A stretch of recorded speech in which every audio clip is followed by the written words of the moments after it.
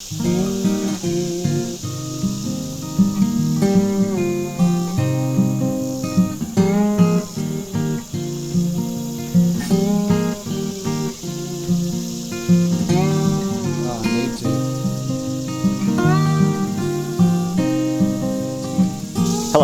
my name's Tommy Garner. I'm a ranger here at Henry Horton State Park, and I'm going to talk to you a bit today about the Duck River and some of the animals that live in the Duck River and why we should care about the animals that live in the Duck River. So today we're going to do a study about some of the animals that can actually benefit us by telling us how healthy the water is. And if you look at the Duck River and the history of the Duck River and the Duck River as it is today, it's important for very many things. It's important for recreation, it's important for people to fish, and also a lot of people in Middle Tennessee get their drinking water from the Duck River directly.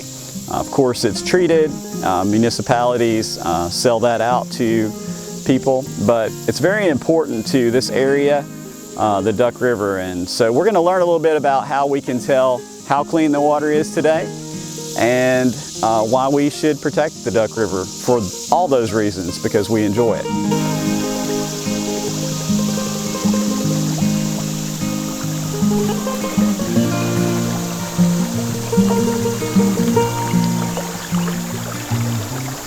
So today we're going to talk a little bit about some of the smaller animals that live in the Duck River, and we refer to these animals as macroinvertebrates. And really what that is a fancy term that means things that you can see with your eyes. You don't need magnification, so it's macro, not micro.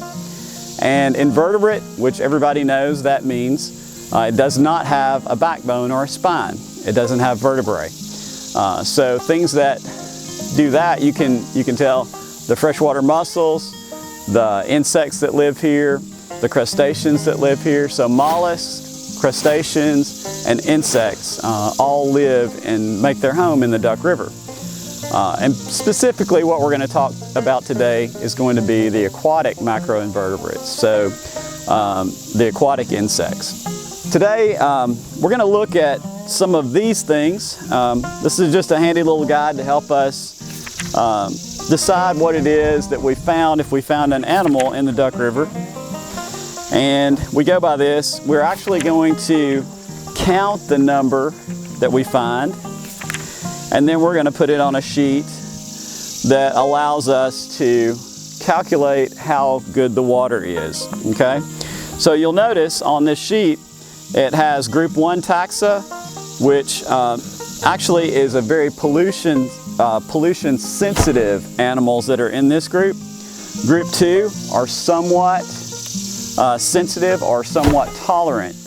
And group 3 are actually poor water quality tolerant. So we would find these animals in almost any type, water, clean or polluted. So how we're going to do that today is we're going to use a kick seine. And the kick seine is just basically a net between two sticks. And we'll put this in the water, and then we'll get upstream of the current and we'll kick up the sediments. If you'll notice, you can kind of see how muddy that's getting around the net. So what we're actually doing is we're stirring up the water column, and we're hoping that some of the insects or the macroinvertebrates go up in the water column and float down into the net. And so we'll bring the net over here and we'll find things that are moving in the net, and we'll put those in the tub, and we'll actually try to identify what we have.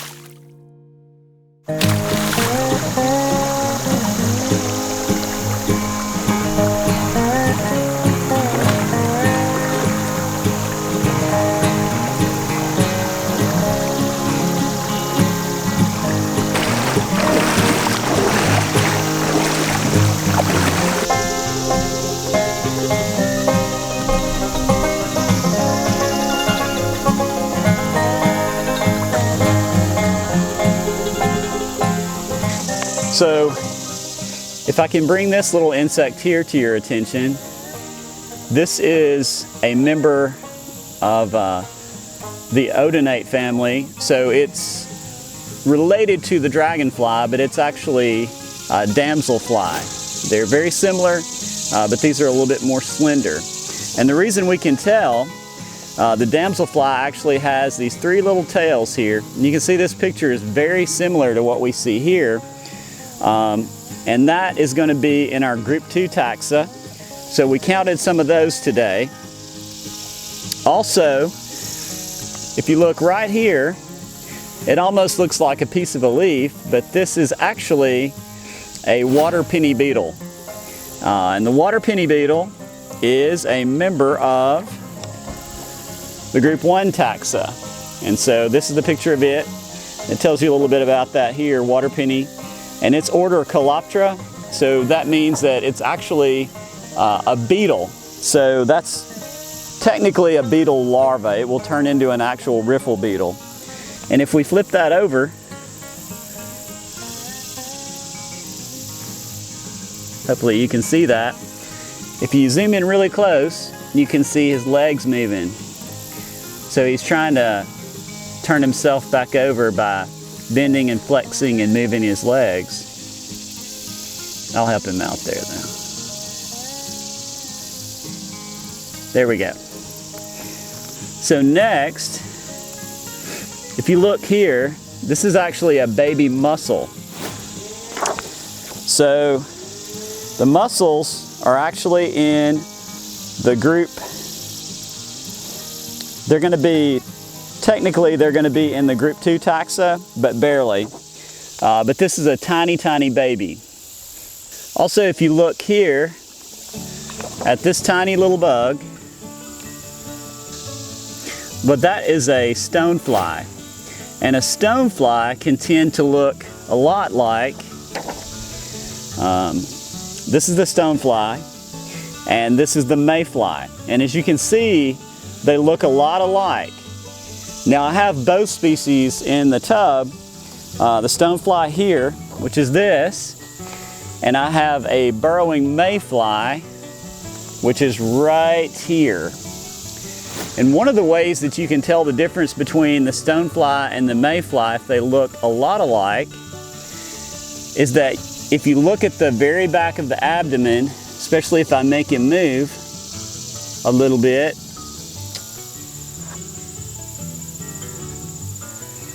you can see that he has feathery gills and they'll flutter out. I think he's playing dead, but you can see the little gills around the back of the abdomen. So also we found in the duck today crayfish, which is a very common animal in most waterways, rivers, ponds, lakes. It's a common crayfish. And the crayfish is very interesting. It's a crustacean, so it's related to crabs and shrimp and things like that. But the crayfish actually helps keep the water clean just by itself, because it acts sort of like the vulture of the water column. So if something dies and floats to the bottom, the crayfish are there to clean that up. They usually scavenge on things that they find living on the bottom. So the next thing we'll do is, after we take our sample from the Duck River, we're actually going to put that down on paper and see what the water quality is like in the duck. One of the reasons why we sample for these aquatic macroinvertebrates to see what the water quality is like in bodies of water is pretty simply because these animals can't move as quickly as fish, turtles, snakes, some of the bigger animals that you see in the Duck River, and some of the ones that you think of when you think about aquatic life in a body of water. These animals can't move very quickly. So sediments, pollution, all of those things tend to affect them to a greater degree than a more mobile animal. Gilt snails, we found 10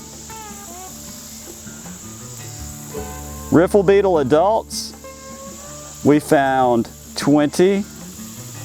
Stonefly nymphs, we found 8. Water penny beetles, we found 20. Okay?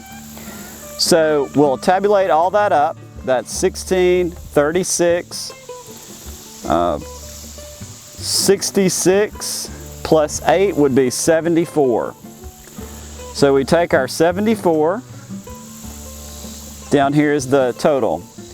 So beetle larvae, we didn't find any of those except for the water penny larvae. Clams, we found 20. Cranefly larvae, 0. Crayfish, 10. Damselfly nymphs, 6. Dragonfly nymphs, 0. Scuds, which is actually a type of a shrimp, we found 0. Sowbug, 0. Fishfly larvae, 0. Alderfly larvae, 0. Atheryx, 0. So we have 36 total. On the tolerant insects, or the class 3 insects, aquatic worms, we found 0. Black flies, 0. Leeches, 0. Thank goodness. Midgefly larvae, 0. Pouch snails, 0. So we have 0 in that column. So now we have to multiply. On our class 1 sensitive insects, we multiply by 3. So there's a little math. So 74 times 3 is 222. So on class 2, we actually multiply by 2, so 36 times 2 is 72. And then 0 times 1, which the tolerant insects we multiply by 1 are 0. So we have 222 plus 72 is 294 total. 294. All right, so then we can go down to the bottom of our page and find out how good the water column is, or the water quality rating. Greater than 22 is excellent. Fair is 11 to 16, good is 17 to 22, poor is less than 11. So we have 294, which puts us in the excellent range, way above excellent range. So our water here at the park is very, very clean. It supports lots of the class 1 sensitive insects in the river. So I'm glad that you were able to come out virtually with me today and take a look at the beautiful Duck River at Henry Horton State Park. I'm going to leave you with a few tips and things that you can do. Number 1, we actually do this type program at the park during the summer months and the months that it's the water temperature is sufficient to be able to get into the water and wade and have fun collecting some of these animals. Number 2, I want to let you know of some things that you can do in your everyday life that can help keep the Duck River clean and nice. Number 1, which is obvious when you come out to the park, don't throw your litter down. Don't throw it in the water, obviously, but also don't throw it on the riverbank, along the river, on the roadways, because when it rains, all of that litter eventually, if we don't pick it up, ends up in the waterways. It'll end up in the ditch, which flows to a stream, which flows into the river, and it pollutes our water system here. Number 2, there's a lot of things that you can do at home. One simple way is, if you've ever heard, turn the water off when you're brushing your teeth. After you wet your toothbrush, turn the water off, brush your teeth, then turn it back on and rinse it off. This simple thing keeps your water at home from running. And if you remember back when I told you that a lot of our city water and municipal water in Middle Tennessee comes from the Duck River. Every drop that you save at home saves you money, but it also keeps these municipalities from having to draw more water from the duck, which gives the animals that live here a better environment to live in. So those are a few small things you can do, and I hope you come see us here at the park.